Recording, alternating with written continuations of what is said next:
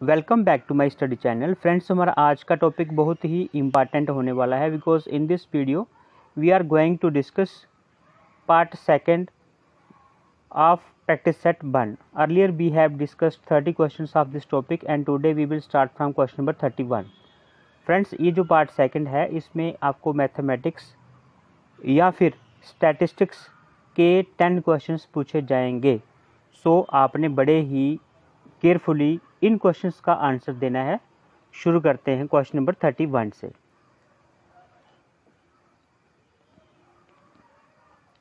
सबसे पहले जो 31 क्वेश्चन है that is a card is drawn at random from A pack of cards. A card is drawn at random from A pack of cards. The probability of this card being a red और queen. Red are queen, यहाँ पे जो red are queen है red are green होगा यहाँ पे। सो यहाँ पे जो ऑप्शंस दिए हैं, ऑप्शन ए में है 1/3, बी में है 1/26, सी में है 1/2 और डी में है 7/13। सो फ्रेंड्स, यहाँ पे जो राइट ऑप्शन है मैं आपको आंसर बता देता हूँ। यहाँ पे राइट आंसर बनता है ऑप्शन, क्वेश्चन नंबर 31 का जो ऑप्शन डी है वो राइट आंसर है। This is the right answer. Next question is primary data can help. Options are to create research instruments, B है to decide last population, C है to know last observations और D है none of the above. Primary data can help, here the right answer is question number 32 है और 32 का right answer बनता है option A. Option A is the right answer, that is to create research instruments. Primary data can help to create research instruments. Next question is what is meant of notation within bracket A B in attribute. बहुत ही अच्छा question है। So question number 33 जो है इसके जो options हैं that is number of literate males, number of literate females, number of literate males और नंबर ऑफ लिटरेट फीमेल्स। यानी कि दो बार जो है, एक बार लिटरेट फीमेल्स, एक बार लिटरेट फीमेल्स और एक बार लिटरेट मेल्स और एक बार लिटरेट मेल्स के बारे में कहा गया है ऑप्शंस में। तो what is means of notation A B in attribute. Here the right answer is question number 33 का जो राइट आंसर बनता है दैट इज आपका option B. This is the right answer, number of literate females. Notation A B in attribute का meaning है number of literate females. Next question is which one of these is not a source of statistics errors। तो statistical errors का कौन सा source नहीं है इनमें से। Option A is errors of reason, errors of inadequacy. उसके बाद में third is that is C. C क्या है यहाँ पे, सी है एरर्स ऑफ कैलकुलेशन और errors of interpretation. So friends, यहाँ पे राइट आंसर बनता है आपका, पूछा गया है व्हाट, यहाँ पे पूछा गया है कि which one of these is not a source of statistical errors. तो here the right answer is option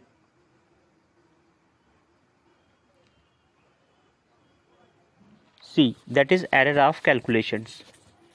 question number 34 का error of calculations is the right answer. Next question is question number 35 which one of these is not a components of time series. Which one of these is not a source, not a component of time series। तो कौन सा इनमें से जो है component नहीं है time series का। तो यहाँ पे ए है ट्रेंड, बी है सेशनल, तो सीजनल नहीं है, उसके बाद इरेगुलर है यहाँ पे, उसके बाद है अनसाइक्लिकल। तो यहाँ पे जो राइट आंसर है ट्रेंड है, उसके बाद सीजनल है, इरेगुलर है। तो क्वेश्चन नंबर 35 का जो राइट आंसर बनता है आपका वो है ऑप्शन, यहाँ पे option D is the right answer, that is uncyclical. ठीक है। Question number 36 is the territory उसके बाद में नीचे जो है ऑप्शंस दिए हैं, ए है covered along with any changes in its area in successive censuses. So next है is well defined the population figures have no meaning unless the refer. तो यहाँ पे डी है none of the above. The territory, question number 36 का जो right answer बनता है वो है आपका both A and B is the right answer. ठीक है, the territory covered along with any changes in its area in successive censuses. उसके बारे में है is well, the territory is well defined the population figures have no meaning unless the refer. तो यहाँ पे option C is the right answer both A and B. Question number 37 is what is B in crude birth rate formula CBR is equal to B upon P into 1000। तो यहाँ पे options दिए हैं, formula पूछा गया है यहाँ पे किसका, क्रूड बर्थ रेट का फार्मूला। देखो फ्रेंड्स, यहाँ पे जो आपका आंसर बनेगा उसमें पूछा गया है कि व्हाट इज बी। तो अगर बर्थ रेट फार्मूला पूछा गया है तो बी दिया है, तो फ्रेंड्स बी का जो है बर्थ से ही कंसर्न होगा। So B is related to birth. तो यहाँ पे क्वेश्चन नंबर 37 जो है उसका ऑप्शन ए में दिया है कि total births for a given area and year. यहाँ पे राइट आंसर क्या बनता है आपका, option A is the right answer. ठीक है, बी जो है वो क्या करता है, बी जो है उसका मीनिंग है total words for a given area and year. So option A is the right answer. चलते हैं क्वेश्चन नंबर 38 की तरफ। If A is equal to 1 2 3 4 5 then the number of subset of A is, here A is 120, B है 30, सी है 31 and D है 32। Friends यहाँ पे question number 38 का आपको मैं आंसर बता देता हूँ। क्वेश्चन नंबर 38 का जो राइट आंसर है वो है आपका ऑप्शन डी। क्या है, option D is the right answer. If A is equal to 1 2 3 4 5 then the number of subset of A is 32। Next question is a matrix of 2 into 2 order is if A I J is equal to I, उसके बाद में है वहाँ पे point दिया है, फिर जे है। तो यहाँ पे पूछा गया है आंसर। फ्रेंड्स इसको आप खुद कर लेना, इसमें मैं आपको आंसर बता देता हूँ क्वेश्चन नंबर 39 का। यहाँ पे जो राइट आंसर है इसका वो है आपका option A. Option A is the right answer. ठीक है, चलते हैं नेक्स्ट क्वेश्चन की तरफ। A point both of whose coordinates are negative will lie in, एक ऐसा पॉइंट जिसके बोथ कोऑर्डिनेट्स जो हैं वो नेगेटिव हो, वो कहाँ पे लाई करेगा। तो यहाँ पे ऑप्शन से है first quadrant, second quadrant, third quadrant और फोर्थ क्वाड्रेंट। यहाँ पे जो राइट आंसर बनता है क्वेश्चन नंबर 40 का वो है आपका थर्ड क्वाड्रेंट में। एक पॉइंट बोथ ऑफ हुज, जिसके दोनों के दोनों कोऑर्डिनेट्स जो है नेगेटिव हों, वो लाई करेगा आपका थर्ड क्वाड्रेंट में। इसको आप याद रखना फ्रेंड्स, क्वेश्चन इंपॉर्टेंट बनता है। अभी यहाँ पे आपके 10 क्वेश्चंस जो है वो कंप्लीट होते हैं किसके, पार्ट सेकंड के। अभी चलते हैं पार्ट थर्ड में। पार्ट थर्ड में आपको 10 क्वेश्चंस पूछे जाएंगे जनरल इकोनॉमिक्स से। सो फ्रेंड्स ये पार्ट जो है बहुत ही इम्पॉर्टेंट है आपकी सिलेक्शन के लिए। सो क्वेश्चन नंबर 41, बिकॉज हमने जो है अभी तक 40 क्वेश्चन जो है वो डिस्कस कर लिए हैं। सो चलते हैं क्वेश्चन नंबर 41 पे। Demand for a commodity refers to, options हैं need for the commodity, desire for the commodity, amount for the commodity, demanded at a particular price and at a particular time. D है quantity demanded of that commodity. So यहाँ पे question number 41 का जो right answer बनता है आपका वो है आपका option C. Option C is the right answer. Option C में क्या दिया है, दिया है amount of the commodity demanded at a particular price and at a particular time. Option C is the right answer. Next question is question number 42, which among the following statement is incorrect. So यहाँ पे दिया है option ए में दिया है कि on a linear demand curve all the 5 forms of elasticity can be depicted. B में है if two demand curves are linear and intersecting each other then coefficient of elasticity would be same on different demand curves at the point of intersection। और उसके बारे में जो next options हैं, remaining options, वो क्या है आपके, पूछा गया है क्वेश्चन में कि इसमें से कौन सा इनकरेक्ट है। तो सी है यहाँ पे, if two demand curves are linear and parallel to each other then at a particular price the coefficient of elasticity would be different on different demand curves. और डी है यहाँ पे, the price elasticity of demand is expressed in terms of relative not absolute changes in price and quantity demanded. तो यहाँ पे जो right answer बनता है आपका, जो कि इनकरेक्ट है, वो क्या है, क्वेश्चन नंबर 42। और यहाँ पे जो राइट आंसर है आपका वो है option B. Option B is the right answer. If two demand curves are linear and intersecting each other, then coefficient of elasticity would be same on different demand curve at the point of intersection. This is incorrect. Next question is question number 43. Question number 43 है, if the demand for a good is inelastic, an increase in its price will cause the total expenditure of the consumers of the good to। यहाँ पे question number 43 का जो right answer बनता है आपका, वो है आपका option A, that is increase. If the demand for a good is elastic inelastic, if the demand for a good is inelastic an increase in its price will cause the total expenditure of the consumers of the good to increase. तो यहाँ पे option A जो है वो है आपका right answer. Question number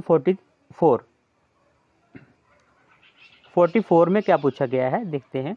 the horizontal demand curve parallel to X axis implies that the elasticity of demand is.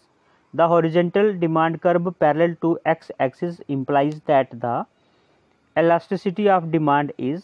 यहाँ पे 0 है, इन्फिनिट है, उसके बाद में है इक्वल टू 1 है, greater than 0 but less than infinity है। तो यहाँ पे the horizontal demand curve parallel to X axis implies that the elasticity of demand is. Question number 44 and the right answer is option B, that is infinite. तो यहाँ पे क्या पूछा गया था, यहाँ पे था the horizontal demand curve parallel to x-axis implies that the elasticity of demand is infinite. This is the right answer, option B. Question number 45 is, an individual demand curve slopes downward to the right. An individual demand curve slopes downward to the right because of the, अब यहाँ पे options दिए हैं, working of the law of diminishing marginal utility. Next is substitution effect of decrease in price, next is income effect of all in price, and D है all of the above। question number 45 and the right answer is option D। an individual demand curve slopes downward to the right because of the all of the above is the right answer। ये सारे के सारे हैं, ठीक है। इसको आप अच्छे से एक बार रिवाइज कर लेना फ्रेंड्स। क्या क्या बोला गया है कि an individual demand curve slopes downward to the right because of the working of the law of diminishing marginal utility.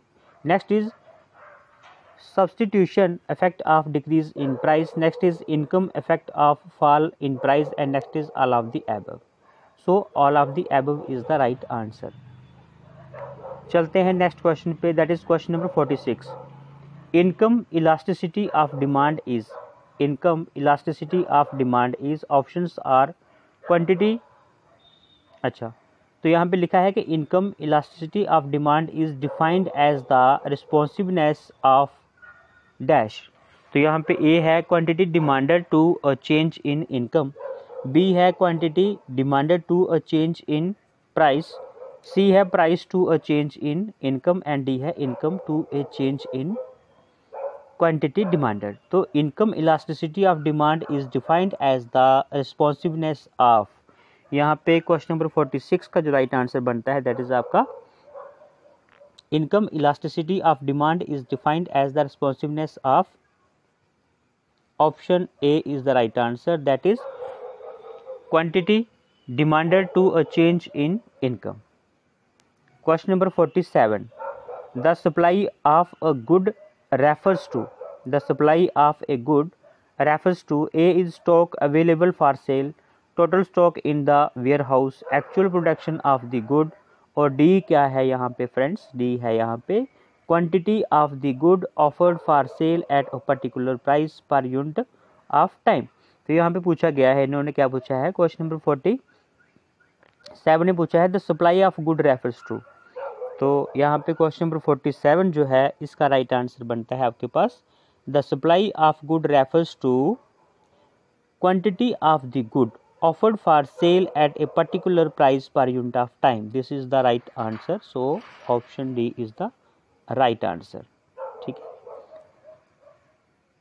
Next question is question number 48। In the short run when the output of a firm increases, and in the short run when the output of a firm increases its average fixed cost।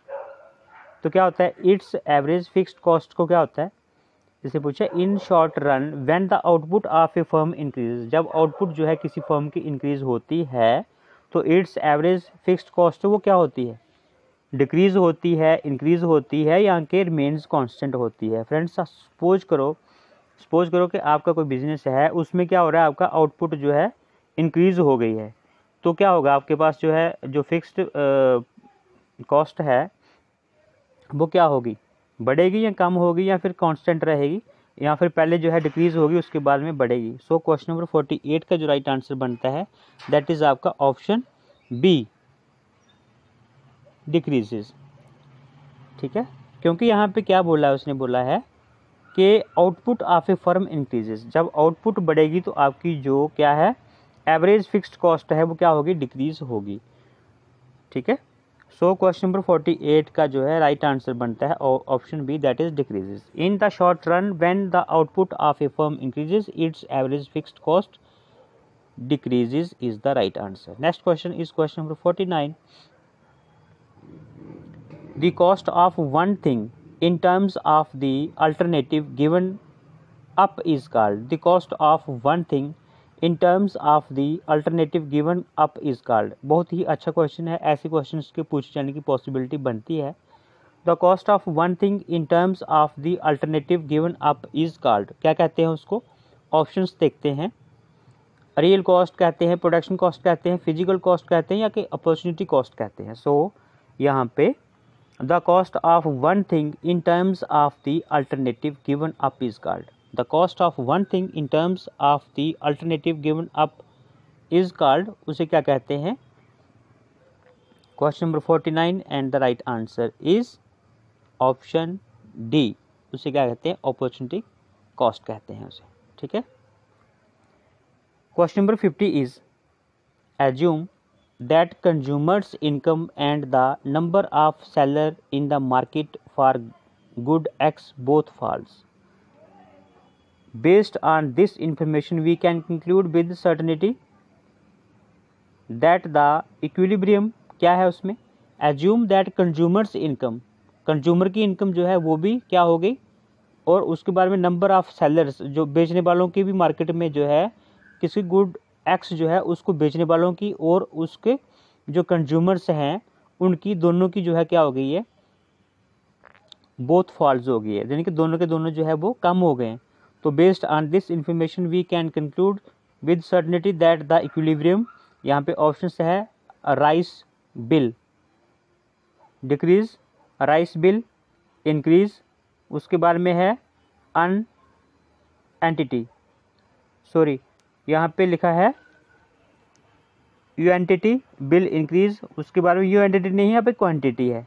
ठीक है, यहाँ पे जो rice लिखा है ये price है। देखो ऐसा है फ्रेंड्स के कई बार क्या होता है जो बुक बनाने वाले हैं उनसे भी टाइपिंग एरर हो जाती है, और जैसे हम पढ़ रहे हैं तो कई बार तो हम जो है बड़े अच्छे तरीके से जो है उसको ध्यान दे के पढ़ते हैं, और कई बार जो है थोड़ा सा अगर आप हल्के से केयरलेस हैं तो आप जो है जैसे थे पढ़ दोगे उसको, उसमें क्या मिस्टेक। जैसे कल हमने वीडियो में जो हिमाचल है वो क्या था एक्चुअली, जो पीर पंजाल और दूसरा था हिमाद्री। सो यहाँ पे उसमें लिखा था हिमाचल, तो क्या हो गया वहाँ पे मिस्टेक हो गया।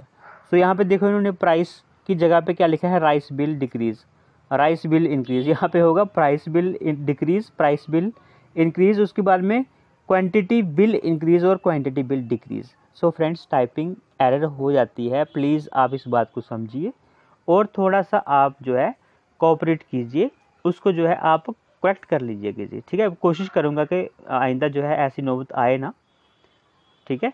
सो फ्रेंड्स आप जो है सपोर्ट कीजिए इस चीज़ को, जो है अगर कहीं पे हो जाती है तो प्लीज़ आप बुरा मत मानिए, उस चीज़ को जो है आप पॉजिटिव लीजिए और आप कमेंट बॉक्स में लिखिए, उसको जो है वो करेक्ट किया जाएगा। सो यहाँ पे फ्रेंड्स फिर बता रहा हूँ, राइस नहीं है, प्राइस बिल डिक्रीज ऑप्शंस में, प्राइस बिल इंक्रीज, उसके बाद क्वांटिटी बिल इंक्रीज और क्वांटिटी बिल डिक्रीज। तो यहाँ पे जो राइट आंसर है इसने बोला assume that consumers income and number of sellers in the market for good X both falls, ठीक है। जो कंज्यूम करने वाले हैं उनकी इनकम भी कम हो गई है, और जो मार्केट में क्या करने वाले हैं, सेलर्स हैं गुड एक्स को बिक्री करने वाले, उन दोनों में फॉल यानी कि उन दोनों में कमी आई है। तो based on this information we can conclude that with certainty, यानी कि बड़े विश्वास के साथ हम कह सकते हैं दैट द इक्विलिब्रियम क्या है। क्वेश्चन नंबर 50 का जो राइट आंसर है वो है आपका option D, that quantity will decrease. क्या हो जाएगा, क्वांटिटी जो है वो क्या हो जाएगी, डिक्रीज हो जाएगी। इक्विलिब्रियम क्वांटिटी जो है वो क्या हो जाएगी, डिक्रीज हो जाएगी। सो फ्रेंड्स यहाँ पे हमारे जो है 2 पार्ट्स कंप्लीट हो चुके हैं। इस वीडियो में सिर्फ इतना ही, हमने जो है इसमें पार्ट 2 और पार्ट 3 कवर किए हैं। अभी जो नेक्स्ट हमारी जो वीडियो होगा, ठीक है, हमारा जो इसी का प्रैक्टिस सेट 1 का पार्ट 3 जो वीडियो होगा उसमें हम करेंगे knowledge of computer applications, most important questions हैं फ्रेंड्स। और ये है पार्ट 4, जो प्रैक्टिस सेट 4 है इसका पार्ट 4 है। प्रैक्टिस सेट 1 जो है फ्रेंड्स इसका पार्ट 4 जो है अभी हम नेक्स्ट वीडियो में करने वाले हैं। सो फ्रेंड्स आज के पार्ट 2 में प्रैक्टिस सेट जो 1 है उसका पार्ट 2 हमने किया है, उसमें सिर्फ 20 क्वेश्चन ही हमने किए हैं। So friends thanks for watching this video, मिलते हैं नेक्स्ट वीडियो में, तब तक के लिए बाय बाय, टेक केयर।